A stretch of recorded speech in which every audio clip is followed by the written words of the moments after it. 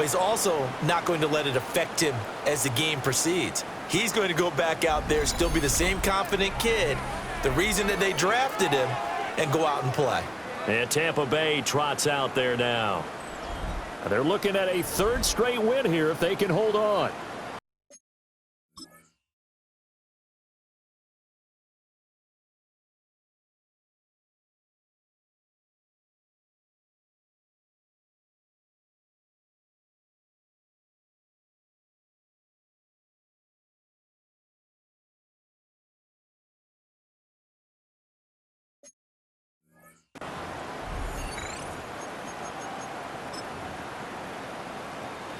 Good.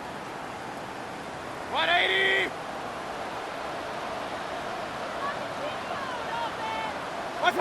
And they take a knee.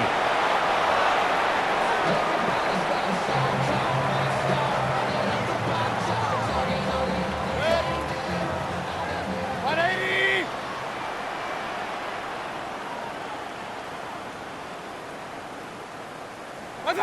And they will take a knee here.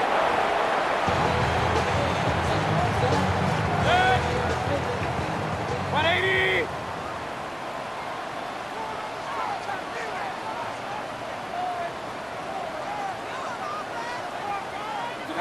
And they'll indeed take a knee.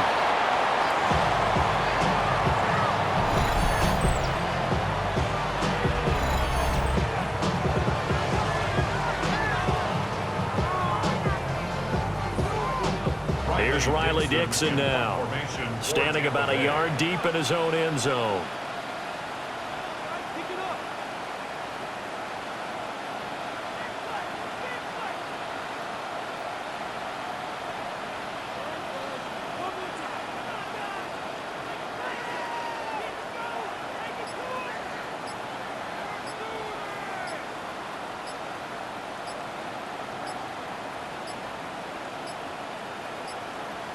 And they're going to take it all the way down and just take the delay. Delay of game, offense.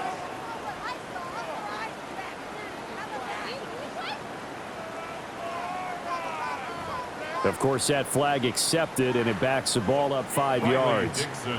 Here's Riley Dixon now. As the drive goes backwards, so he's on to punt it away. Oh, it's a wobbler here. And that will bounce out of bounds before they can get a return going. Another go-around now for the Jets offense. They have a little bit of time left here, but this one not going to go their way. And this is where, in this situation for me, you just go ahead and run out the clock, shake hands, congratulations, and move on. Because now, you're not going to make up for what's happened during the game in this last sequence. We'll see what they do here in this last sequence. First and 10 at the 12. Throwing, Cook.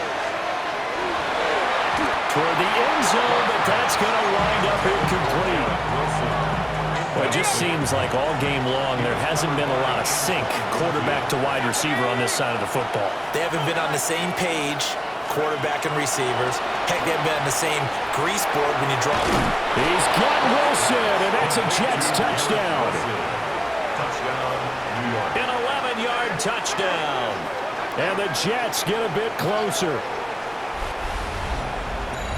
Well, with this rookie QB, we talk a lot about his ball placement and how good he can be at laying it right in there. I think we just saw, Charles, though, the strength of that arm. That was an absolute rifle for the completed touchdown. It absolutely was, and let's face it, you think he was really ready to get that first touchdown? Absolutely. He threw that pass with authority, just as you described.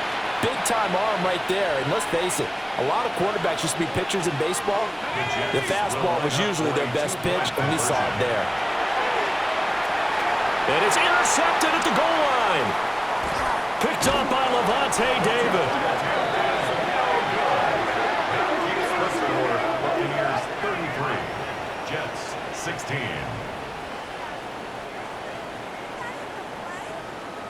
Folk now set to boot it after his guys put 6 on the board.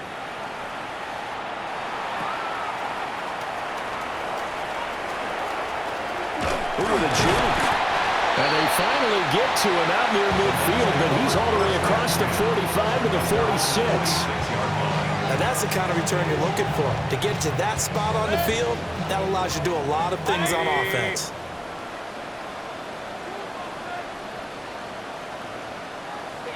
And they take a knee. So time has run out on what will be a Tampa Bay victory. And I tell you what, I can't remember a defensive performance as good as this one. They seemingly forced turnover after turnover after turnover every time you turned around. Yeah, you can just keep going with it, can't you? After turnover, after turnover. As this game unfolded, they were doing all the dictating, right? They told the offense exactly how it was going to go down today. So you saw them deflate with every series, didn't you? Every time they ran onto the field, it was slower and slower to get to the football because they just felt like if we go out there, we're just going to turn it over anyway. So it was really, really a stellar performance. So for Tampa Bay, it's an ideal start as they move to 3-0 now on the young season. And they'll get another home date next week as the Eagles will come to town. Meanwhile, for the Jets, the early struggles continue as they'll sink to 0-3. And they'll look to regroup next week as they head down to Miami to take on the Dolphins. So for our entire crew, alongside Charles Davis, I'm Brandon Gaudin. Thanks for watching, everybody. We'll see you next time.